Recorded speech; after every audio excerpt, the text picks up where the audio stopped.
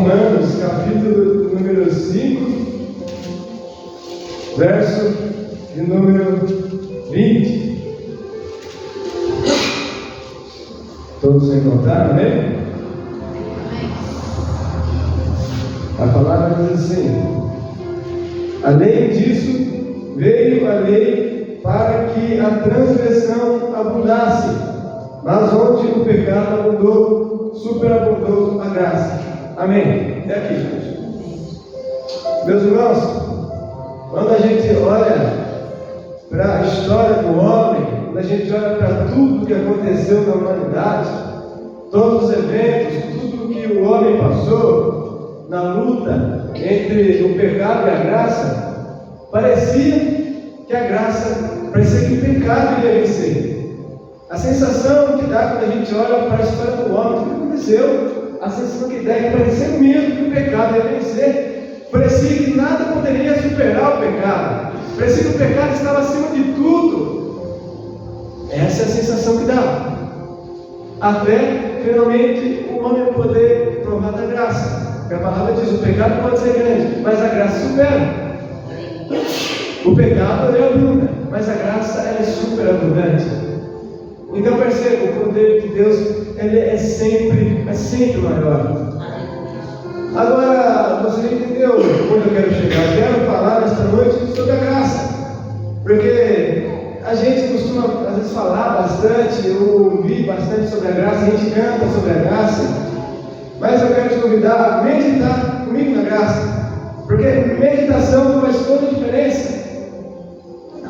Talvez as pessoas andem tristes porque esquecem de meditar na palavra de Deus, esquecem de meditar na graça. Talvez se você meditasse mais na graça, você não seria tão triste, não seria tão ansioso. Eu tenho por certo que se todos meditassem mais na graça, o coração de vocês estaria sempre transbordante de alegria, porque isso acontece quando entendemos a graça. A nossa alegria é completa. Acontece que a gente fala muitas vezes da graça e a gente ouve tanto que vira uma palavra comum, a gente nem sequer sentido dela.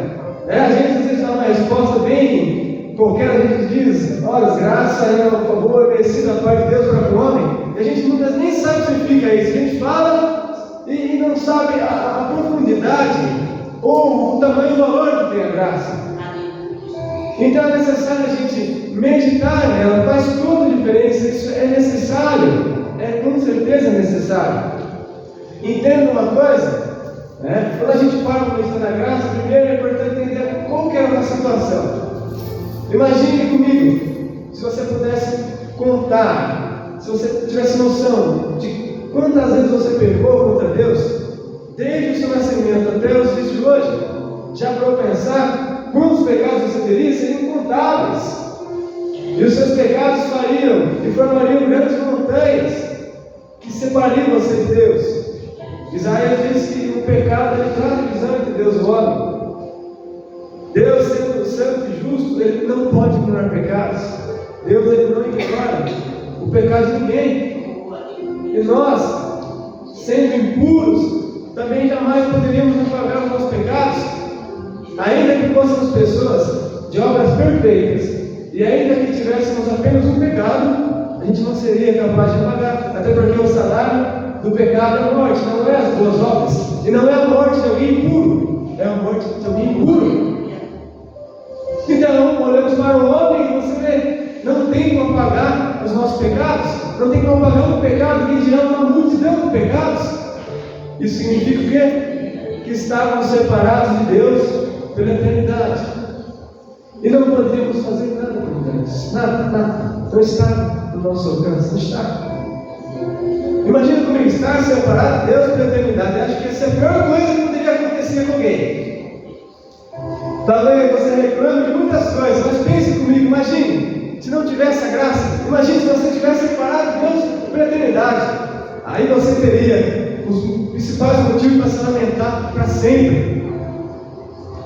Mas Deus, sendo misericordioso, Ele distribuiu a sua graça. Aleluia. Hoje temos acesso ao trono de Deus pela graça. A graça restituiu aquela amizade que o homem perdeu no jardim do Éden. acesso ao trono de Deus pela graça. E é interessante que onde a graça ela se manifesta, acontecem grandes coisas. Por exemplo, eu estava lendo esses dias, Atos 17, verso 6, e aconteceu uma coisa lá. Aconteceu que o apóstolo Paulo foi pregar em Tessalônica, e muitas pessoas foram alcançadas. Muitas pessoas alcançaram a conversão lá em Tessalônica. E tinha, inclusive, um homem chamado Jason. Acontece que na medida em que a graça foi manifestando, foi se tornando notório, muitos não entenderam o que estava acontecendo. Começaram a acusar os cristãos. Começaram a dizer: como assim? Eles estão dizendo que tem um rei, e esse rei não é César. Eles estão falando que o rei deles é Jesus. Como assim? Eles não conseguiam entender. E aqui, em Atos 17, verso 6, diz assim: e não temos achado, arrastaram Jason e alguns irmãos até os governadores da cidade, gritando: estes que viraram o mundo de cabeça para baixo chegaram também aqui. Percebe que o pecado abundou tanto, mais tanto, que quando a graça chegou e se tornou notória aos homens, os homens não entenderam, acharam que a graça estava colocando o mundo de cabeça para baixo. Fato é que eles não entenderam que o mundo já estava de cabeça para baixo. Depois da queda, tudo virou de cabeça para baixo. Aquilo que era perfeito no Éden, aquilo tudo se perdeu por causa do pecado. E aí, quando a graça vem, o que ela faz é estabelecer a ordem, é trazer direção às veredas do homem, é ajustar aquilo que foi perdido. Então você percebe que o pecado abundou tanto que quando a graça se tornou notória, diziam que o mundo estava sendo colocado de cabeça para baixo. Isso é uma coisa que eu já não escuto mais. Sinceramente, eu gostaria de escutar isso nos dias de hoje, porque onde a graça ela se torna notória, incomoda sim. E o fato de as pessoas lá fora não olharem para a igreja e não verem a igreja colocando o mundo de cabeça para baixo, isso é assustador. Porque é realmente o que devemos fazer. A igreja tem esse papel de tornar a graça tão notória que lá fora eles vejam e digam a mesma coisa. Estes que colocaram o mundo de cabeça para baixo também estão aqui, eles chegaram aqui.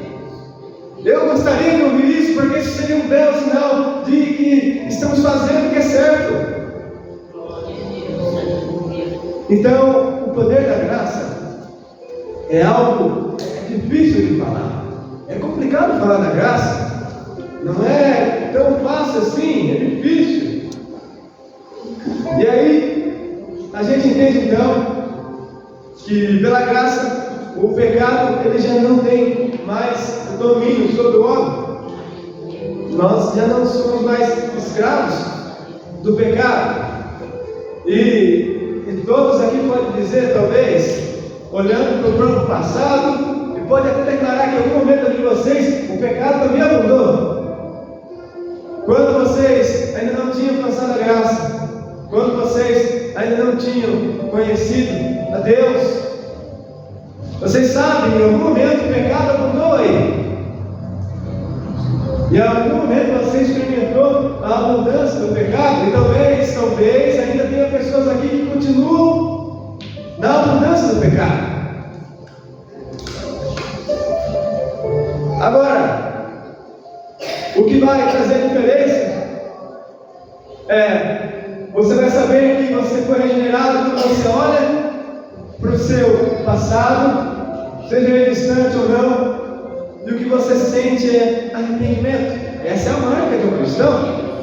Ele olha para aquilo que ele cometeu, ele olha para as transgressões que ele cometeu contra Deus, o que ele sente algo ruim, ele sabe que pecou contra Deus, ele sente um arrependimento profundo, é a marca de um cristão.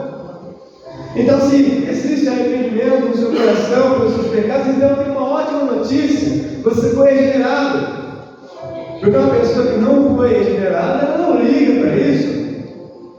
Quando a gente fala de pecado, ela tem uma visão diferente em relação ao pecado. Tanto faz, tanto fez.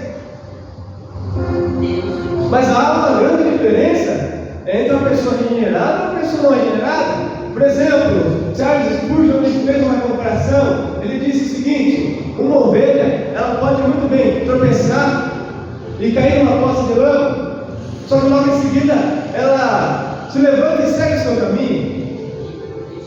Agora o porco não. Quando ele vê uma poça da lama, ele se joga. E lá ele fica, e lá ele permanece, porque lá está a alegria dele. Ele está em seu habitat natural. Da mesma maneira que uma pessoa regenerada, ela pode até tropeçar na lama do pecado, mas logo em seguida ela se levanta e vai embora, porque ela sabe que ali não é o seu lugar. Glória a Deus, aleluia. Agora, uma pessoa não regenerada, quando vê a lama do pecado, ela se joga.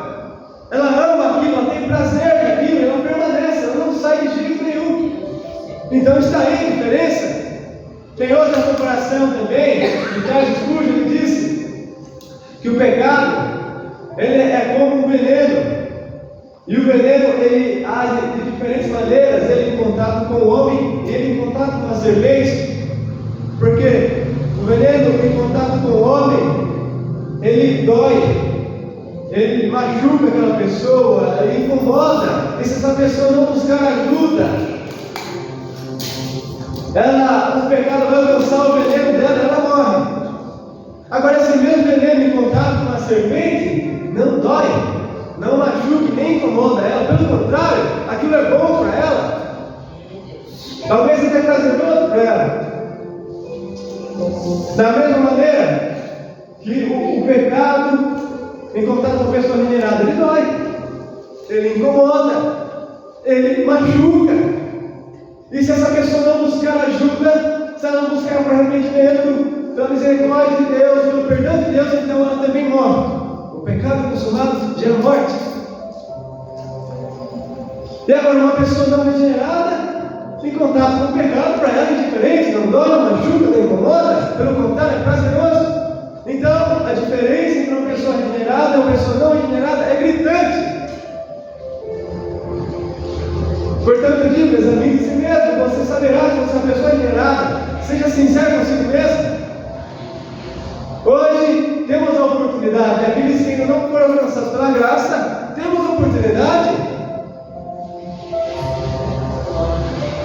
Nós precisamos da graça, na verdade nós só precisamos da graça. É tudo que precisamos.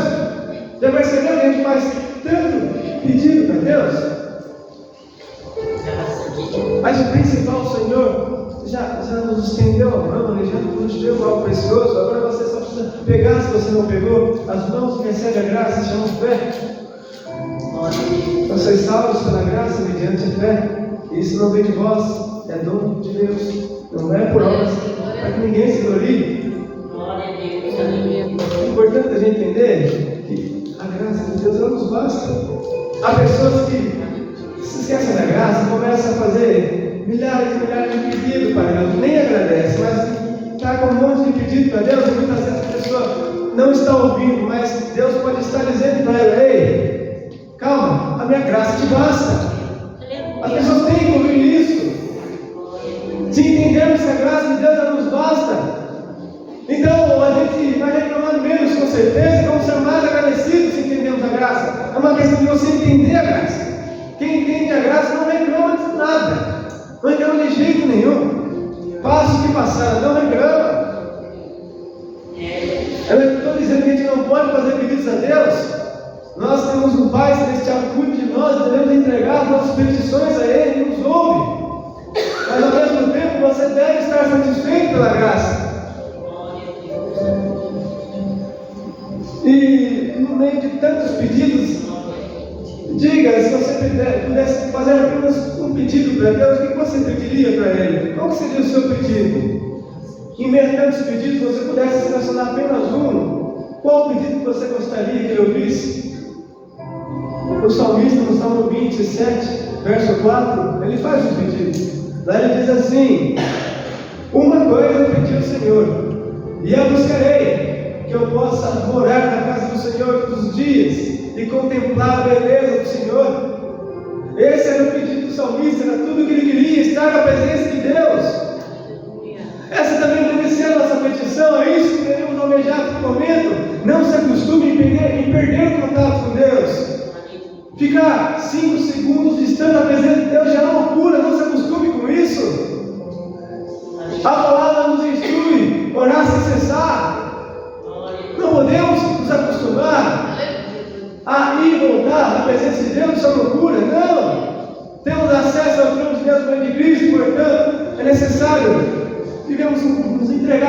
oportunidade de permanecer na presença dele e guardar o contato. Todo cristão tem essa responsabilidade de guardar o contato. Não se acostume a estar distante da graça.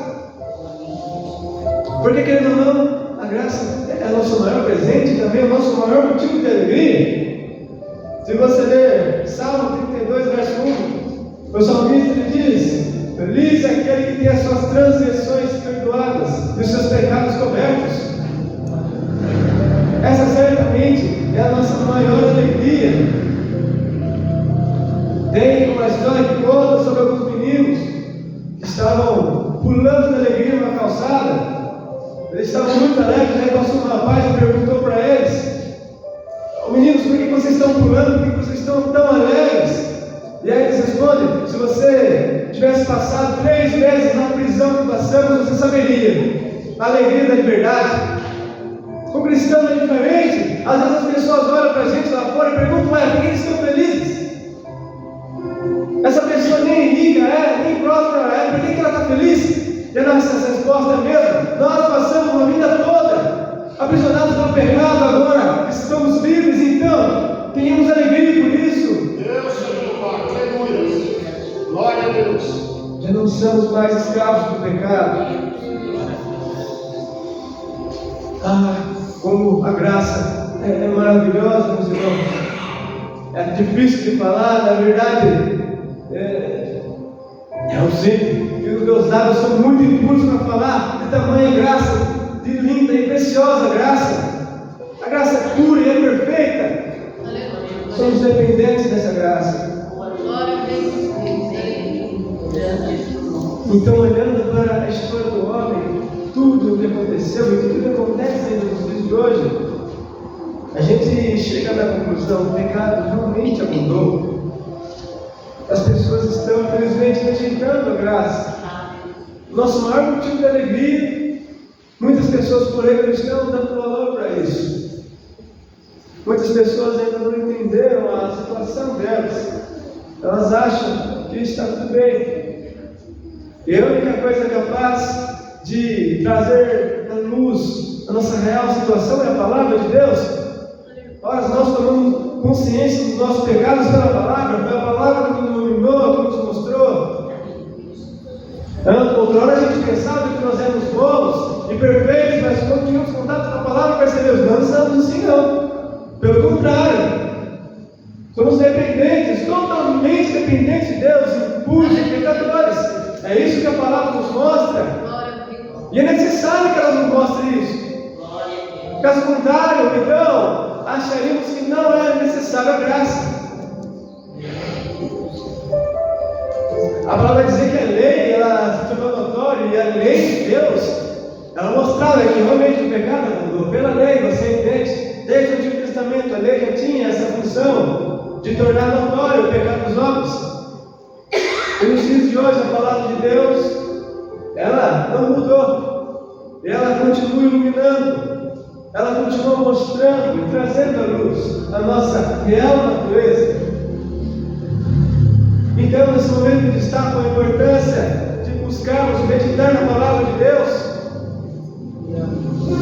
Porque talvez você ainda não tenha se importado com a graça, porque você nem sabe quem de fato você é. Mas quando você tiver realmente contato com a palavra, então tudo muda. Você vai chegar a essa conclusão: eu preciso da graça. Mas é só aqueles que meditam na palavra de Deus, aqueles que recebem a pregação do Evangelho. Nós somos dependentes da graça, precisamos da palavra de Deus, porque talvez pode estar acontecendo de você estar lutando contra o pecado e está perdendo para ele. Talvez você esteja perdendo batalhas para o pecado e muitas vezes você perde porque você tenta lutar contra o pecado usando sua própria força, usando a sua própria inteligência, sua própria sabedoria, suas próprias estratégias. É claro que vai dar errado. Como que vencemos o pecado? Pela palavra. O salmista diz: eu escondi a tua palavra no meu coração para não pecar contra ti. Aleluia. Então muitas vezes a gente quer criar tantas receitas para vencer o pecado, quando na verdade temos o principal, a espada do Espírito, é a palavra de Deus. E pela palavra vencemos o maligno. Então, entenda que a graça, ela superabundou. Mas quer saber qual foi o dia mais obscuro da humanidade? Teve um dia bem específico, onde você percebeu que o pecado mudou. Foi no dia em que mataram o nosso Senhor. Sabe, já mataram reis antes. Já fizeram isso na história. Mas naquele dia eles mataram o Rei dos Reis. Aquele certamente foi o dia mais escuro da humanidade. Enquanto Jesus estava lá sendo acusado perante o Sinédrio, o pecado abundou.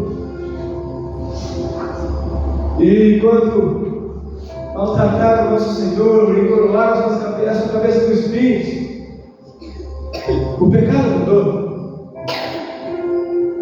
E o pecado mudou quando amarraram seus pés e pregaram as mãos dele no madeiro. O pecado mudou. E o pecado mudou quando crucificaram o nosso Senhor. E mesmo depois de crucificado, ainda zombaram dele. O pecado mudou. Aí você pode estar se perguntando: e a graça? Onde está a graça? A graça mudou. A graça superabundou quando Cristo olha para os homens e ele diz: Pai, perdoa porque eles não sabem o que fazem. E a graça superabundou quando o Senhor disse as suas últimas palavras: está consumado. E a graça superabundou quando o Senhor ressuscita ao terceiro dia.